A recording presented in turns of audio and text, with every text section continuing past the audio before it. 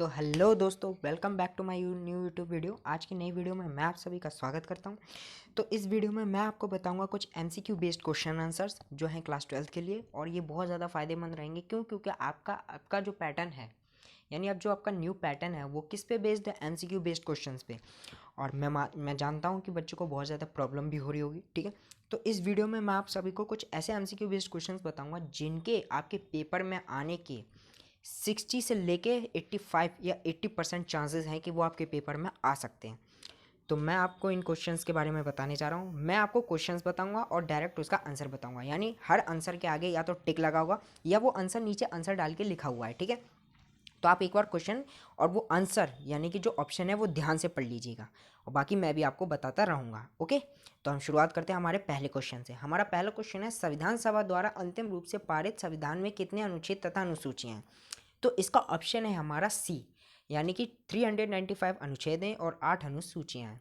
Question number 2, वर्तमान समय में भारतीय संविधान में गणना की दृष्टि से कुल कितने अनुच्छेद और अनुसूचियां? इसका ऑप्शन है हमारा बी। ओके।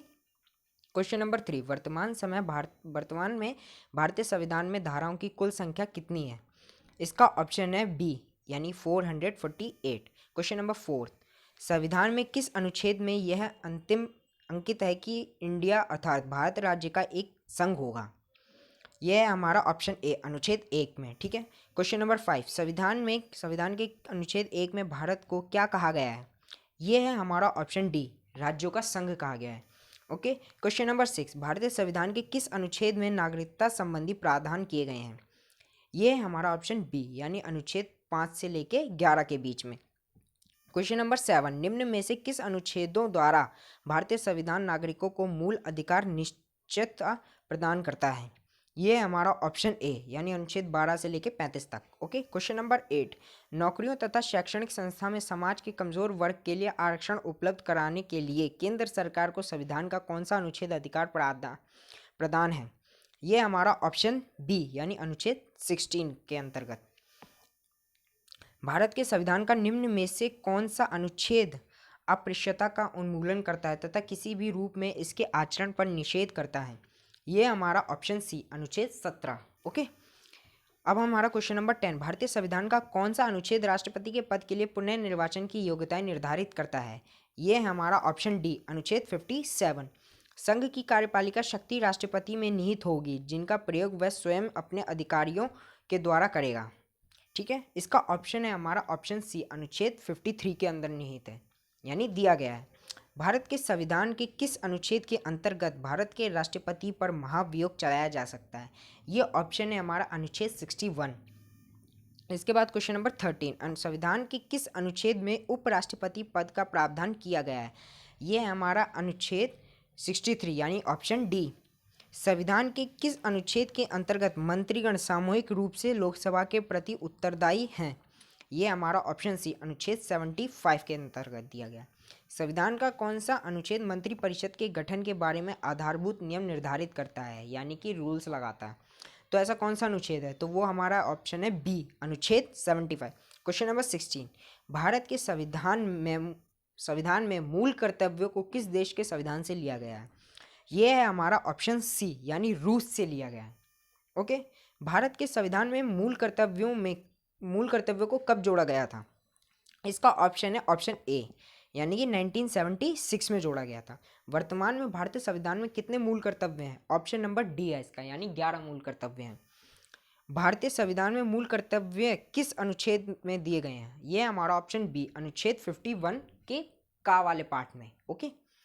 निम्न में से कौन सा कथन असत्य है? इसका हमारा ऑप्शन सी है, यानी ये ऑप्शन सी वाला जो कथन है, यानी जो बात कही गई, ये गलत है। निम्न में से किस समिति की सिफारिशों के आधार पर मूल कर्तव्यों को जोड़ा गया था? यह है हमारा ऑप्शन डी, यानी कि स्वर्ण सिंह समिति के द्वारा। निम्न में से कौन सा मूल कर्तव्य नहीं है? यह हमारा बी, माता पिता की आज्ञा का पालन करना। यह आपके ऊपर डिपेंड है, लेकिन मैं कहूँ तो आपको अपने माता पिता की बात माननी चाहिए वैसे, क्योंकि वो जब भी कुछ भी करते हैं वो हमारे सिर्फ भले के लिए होता है।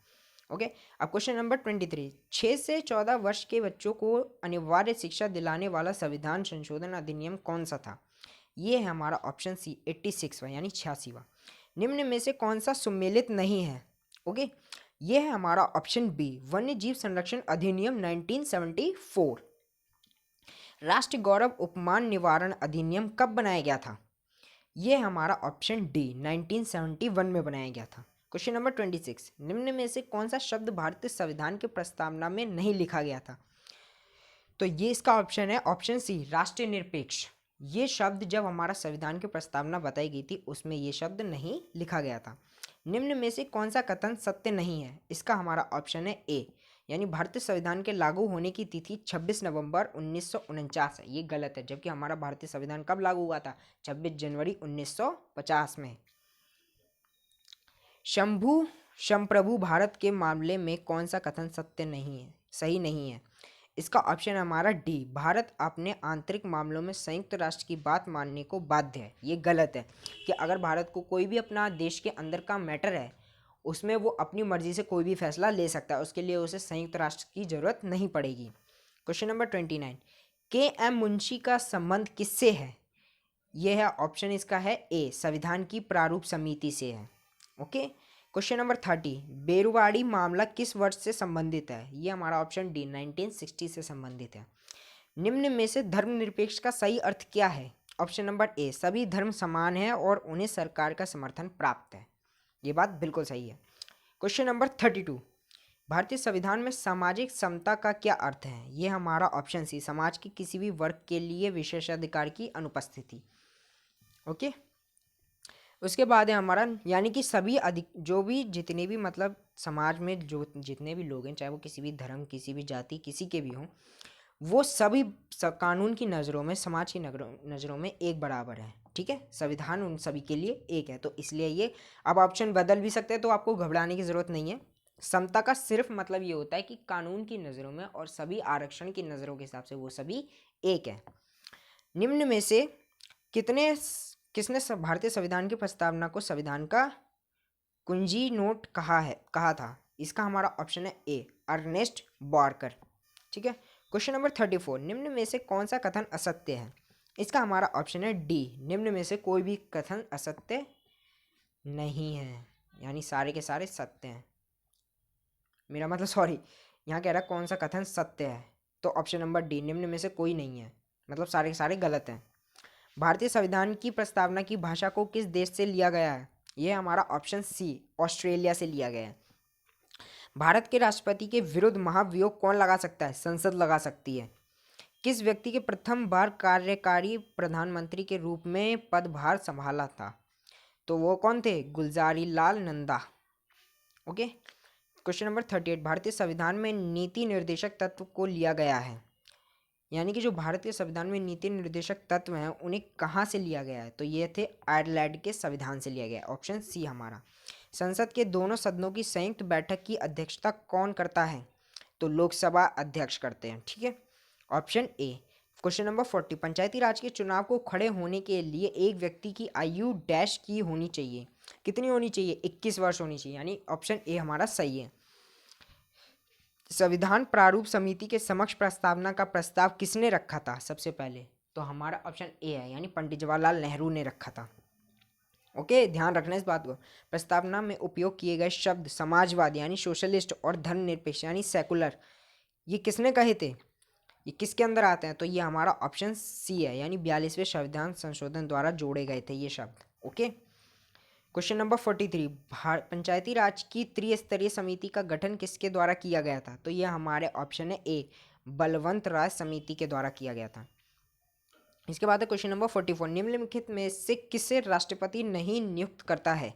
प्रधानमंत्री को या उपराष्ट्रपति को? तो इसमें आप लोग कंफ्यूज मत होइए। ओके, क्योंकि ये दोनों ही हैं। क्योंकि देखिए, प्रधानमंत्री जो इनडायरेक्टली होता है, लेकिन उपराष्ट्रपति को वो नहीं करता, क्योंकि प्रधानमंत्री में थोड़ा सा उसका योगदान होता है। वो इसलिए होता है क्योंकि जो वोटिंग होती है, जैसे हम वोटिंग करते हैं, हम अपने एरिया के किसी लीडर को चुनते हैं, तो ऐसे ही वो लोग भी वोटिंग करते हैं और सबसे ज़्यादा वोट देते हैं कि हमें प्रधानमंत्री पद पर ये बंदा चाहिए। समझ गए? तो ऐसे ही चुनते हैं, तो राष्ट्रपति बस उन्हें बिठाने का काम करते हैं। तो वैसे ये दोनों ही हैं, लेकिन ज़्यादातर इसमें उपराष्ट्रपति की मान्यता है कि उपराष्ट्रपति को वो राष्ट्रपति नहीं चुनते। क्वेश्चन नंबर 45, राष्ट्रपति को शपथ कौन दिलाता है? सर्वोच्च न्यायालय के मुख्य न्यायाधीश दिलाते हैं। ऑप्शन नंबर ए इसमें सही है। संविधान के किस भाग को भारत का मैग्ना कार्टा कहा जाता है? ये हमारा ऑप्शन है सी, भाग 3 को कहा जाता है। निम्न में से कौन सा सम्मानित नहीं है? तो इसका हमारा ऑप्शन है सी, धर्म की स्वतंत्रता का अधिकार अनुच्छेद 29 से लेकर 30 तक दिया गया है। ये गलत है। ओके, निम्न में से अब क्वेश्चन नंबर 48, निम्न में से कौन सा कथन गलत है? तो ये हमारा बी, संपत्ति का अधिकार अब मात्र एक नैतिक अधिकार रह गया है। गलत, ये वाला गलत है। क्वेश्चन नंबर 49, निम्न में से कौन सा अधिकार संविधान के अनुच्छेद 19 में नहीं है? तो ऑप्शन है डी, उपाधियों का अंत करना। ठीक है। क्वेश्चन नंबर 50, अनुच्छेद 18 के अंतर्गत निम्न में से कौन सी उपाधि एक भारतीय द्वारा धारित नहीं की जा सकती है? ऑप्शन नंबर ए, दीन बहादुर। दीन बहादुर उपाधि किसी भी जल्दी से आसानी से भारतीयों के द्वारा वो प्राप्त नहीं की जा सकती, यानी पद्मश्री ये उपाधि भी ली जा सकती है, पद्म भूषण ये अवार्ड भी लिया जा सकता है, भारत रत्न ये अवार्ड भी लिया जा सकता है, लेकिन दीवान बहादुर नहीं लिया जा सकता आसानी से। निम्न में से कौन सा कार्य अनुच्छेद 17 के अंतर्गत छुआछूत माना जाता है? ऑप्शन नंबर डी, उपयुक्त सभी माने जाते हैं भाई। ठीक है, तो पढ़ लेना इन सभी ऑप्शंस को। क्वेश्चन नंबर 52, शिक्षा का अधिकार किस उम्र के बच्चों के लिए बनाया गया है? तो क्वेश्चन नंबर हमारा है 52, शिक्षा का अधिकार किस उम्र के बच्चों के लिए बनाया गया है? ये हमारा ऑप्शन बी, 6 से 14 वर्ष के बच्चों के लिए बनाया गया है। क्वेश्चन नंबर 53, निम्न में से कौन सा कथन असत्य है? ठीक है, तो इसका ऑप्शन है हमारा बी, शिक्षा का अधिकार अधिनियम को 2008 में संसद ने पास किया था। ये गलत है। ओके, क्वेश्चन नंबर 54, निम्न में से कौन से मूल अधिकार राष्ट्रीय आपातकाल के दौरान स्वतः समाप्त नहीं होते हैं? तो वह है ऑप्शन सी, अनुच्छेद 20 और 21। ये दो में जितने भी प्रावधान दिए गए होंगे वो हमारे आपातकाल के दौरान समाप्त नहीं किए जा सकते। ठीक है। क्वेश्चन नंबर 55, अनुच्छेद 25 का संबंध किससे है? ऑप्शन ए, यानी धर्म की वृद्धि के लिए प्रयास की स्वतंत्रता। तो अब इस वीडियो को मैं यहीं पे एंड करता हूँ। तो ये क्वेश्चंस अगर आप एग्जाम में जाने से पहले भी देख लेते हैं तो आपके लिए बहुत ज़्यादा फायदेमंद रहेंगे। और साथ ही साथ अगर आप वीडियो को ज़्यादा से ज़्यादा शेयर कीजिए, लाइक कीजिए। और अगर आपको किसी और क्वेश्चंस पे चाहिए या और किसी सब्जेक्ट के क्वेश्चन MCQ बेस्ड क्वेश्चन चाहिए तो आप मुझे कमेंट बॉक्स में बता सकते हैं। मैं आपके लिए उस पर भी वीडियो बना दूंगा। ठीक है, और इसको ज़्यादा से ज़्यादा अपने दोस्तों के साथ शेयर कीजिए। थैंक यू, और चैनल को सब्सक्राइब कीजिए प्लीज़। Thank you.